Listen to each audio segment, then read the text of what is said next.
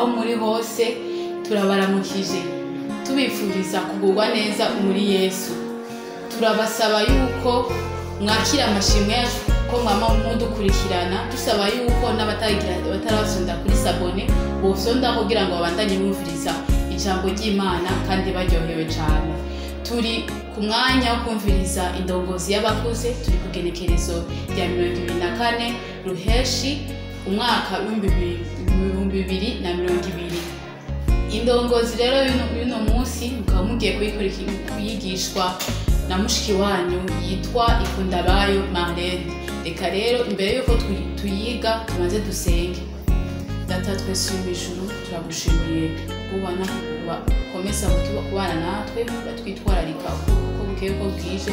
Tugusavye ngo uze umanuke ubane natwe muri iki kigo tugiye twige, komese kubana n'abatagitahura bashobora gutahura, uturinde gusamara mu izina rya Yesu, amen. Nk'uko mubizi turi ku cigwa ca 13 aho umutwe w'icigwa uvuga ngo kubeshwaho n'ijambo ry'Imana. Turi ku munsi ugira 4 aho naho witwa ngo ibihe byo guhekera ku ijambo ry'Imana. Ndowe uhora guhekera ku ijambo ry'Imana. Ubuzima bwacu bugenda bugorana kandi bwuzuye guhagarika umutima hamwe no kurengerwa. Akenshi twese turabura amahoro mu gihe twabuze ibyo dufungura, mu gihe twabuze ibintu dushaka mu buzima, ariko ntitwigera twiyumvira ngo dushobore guhekera imbere y'Imana. Dufise ibisomwa imbere ko tubisomwa, ariko dusome muri Zaburi igice ca 37 umurongo w'indwi aho uvuga ngo uhekerere imbere y'Uhoraho, umurorere wihanganye, ntuhagarikwe umutima nuguwe neza mu rugendo rwiwe, n'umuntu ashitsa imigabo mibi. Turasoma kandi mu gice ca 10 muri Zaburi igice ca 46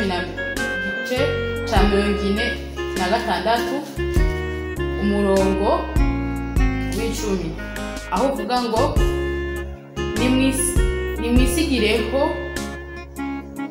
nimwisigireho mumenye ko ari jewe Mana nzoshigwa hejuru mu mahanga, nzoshigwa hejuru mw'isi. Baratubaza ikibazo ati mbega ibisomwa byose bitwigisha iki mu kanya gatekanya hamwe n'Imana? Ibi bisomwa ico bitwigisha bituhamagarira guhekera imbere y'Imana. Misi yose twama turi mu buzima bwo kurondera ubuzima, turi mu byo kurondera ubuzima, ntitwigera twiyumvira guhekera imbere y'Imana. Ntitwigera twibaza yuko inyishu zose ziri mu guhekera imbere y'Imana. Ntabwo twigera dufata umwanya wo gusenga, ariko ngaha muri ibi bisomwa baratwereka yuko dutegerezwa guhekera imbere y'Imana. Bakongera kandi batwereka yuko dutegerezwa kumenya yuko Imana ariyo ishigwa hejuru umwanya wose. Turongera kandi gusoma muri Zaburi ya 62 umurongo wa mbere n'uwa kabiri n'uwa gatanu aho uvuga ngo umutima wanje uhwekereye ku Mana yonyene, niyo agakiza kanje kandurukako, niyo gitandara canje yonyene n'agakiza kanje. Ni igihome kirekire kinkingira, sizosegenyeshwa cane. Umutima wanje uhwekere ku Mana yonyene, kuko ariyo vyizigiro vyanje vyandurukako. Aha ini Zaburi yo gushima, ni Zaburi twereka yuko dutegereza kwama dushima, tuweza kwama twegereye Imana.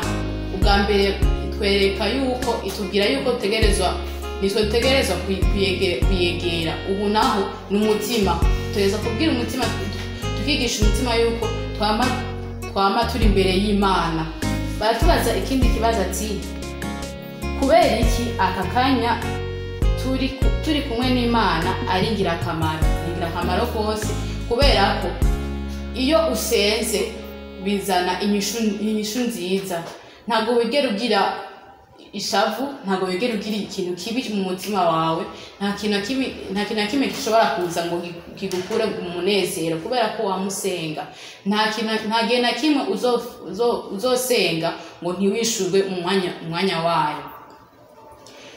Nk'uko umwe wese iyo afise umuntu yitaho akunda, byama ari ingirakamaro kwamana nawe kandi akunda kuba ari kumwe nawe umwanya wose kandi bari ari babiri. Ni nk'uko Imana nayo dusaba yuko dufata umwanya wacu tukaja ahantu turi uri umwe uri kumwe n'Imana yawe kugira ngo ushobore kuyisenga, uyisabe, uvugane nayo.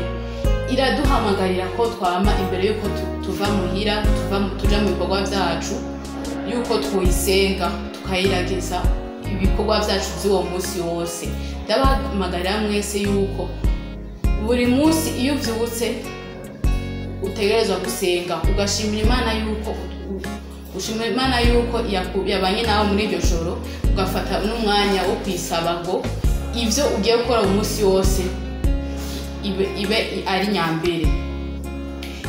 Iradusaba ko twogira umwanya wo gusenga, tugatekanya umwanya wo gusenga, ukaba uhari uzwi na wewe n'umutima wawe kugira ngo ushobore gusenga, uja ahantu uri wenyine ushobore gusenga, usaba Imana ivyo ushaka byose, uyiganire nayo iraryoherwa. Turasoma kuvugana n'Imana uhoraho ya Bibiliya biciye mu masengesho bigira ubwako bwiza mu buzima bwawe kurusha ibindi byose. Mbere bigufasha kugenda umera nka Yesu. Aha muri iki cigwa baratwigisha neza mu matwereka yuko dutegerezwa kubana n'Imana kugira ngo dushobore gusa na Yesu, nk'uko Yesu yavuze ati yasavye yuko twogenda mu kirenge ciwe. Ndabasabira rero mwese abanyumviriza yuko twokwama dufise umwanya wacu tukuvugana n'Imana, tukama tuyisaba ivyo dushaka byose kandi ikazovyishura mu mwanya wavyo. Twama twegereye Imana kuko iyo wasenze Imana ntibura kukwishura, kandi ibintu byose bigucamo ugenda ufise umunezero, wirirwa ufise umunezero. Naho ikintu kibi coza mu mwanya mutoya ntiwigera uva ku Mana. Mbega ivyo bihe bimeze bite kandi bigufasha bite gutahura birushirije ukuri n'urukundo rw'Imana? Turasubiramo, mbega ivyo bihe bimeze bite kandi bigufasha bite gutahura birushirije ukuri kw'Imana? Ibihe byo gusenga ni ingirakamaro, biragufasha gutahura urukundo rw'Imana, kandi rero nawe uragira urukundo ku bantu bose. Turasoma mu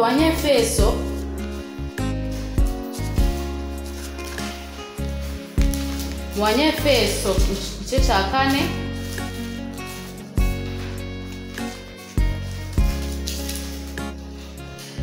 umurongo wa 2 uvuga ngo mwiyorohereje rwose mufise ubugwaneza, mwihangana, mubabariranire mu rukundo. Aha baratwereka neza yuko dutegerezwa guhariranira kandi twagira n'urukundo. Dutegerezwa gukurikiza ibi bintu kugira ngo iyo wasenze byose biragufasha, byose biragufasha. Urashobora iyo wasenze urihanganiranira abantu bose bakugire nabi, uriyorohereza abantu bose, nta ngorane n'imwe ugira n'umuntu wese. Muri uno mwanya rero ndabifurije kugira umwanya wo guhekera imbere y'Imana, ufata umwanya ukegera imbere y'Imana uri wenyene, ukayibwira n'inkuru ukanatera n'inkuru n'Imana kuko irakumva. Yego urashobora kubibaza yuko itariko irakumva ko itariko kwishura, ariko yoyo ibikubona, ivyo ugira byose, ibibazo byose ucamo, umunezero wose ucamo irawubona, kandi niyo ibikora kugira ngo ubu ugeze aya masaha ukiri muzima. Ndabatumira mwese rero kubandanya mwumviriza ibi biganiro bica kuri channel, kandi ndabasaba yuko mubandanya mwumviriza iyi ndongozi ko n'ingirakamaro iradufasha mu buzima bwacu. Dusenge. Data twese uri mw'ijuru, tugushimiye kubw'icigwa utwigishije, turagusavye ngo abantu bose batarakumenya bakumenye kubw'iki cigwa n'ivyigwa vyahoze biri kuri channel canke bizohora bijaho. Tugusavye ngo udutahuze kandi ubane natwe kugira ngo dushobore kugira umwanya wo guhekera imbere yawe Mana. Izina rya Yesu. Amen.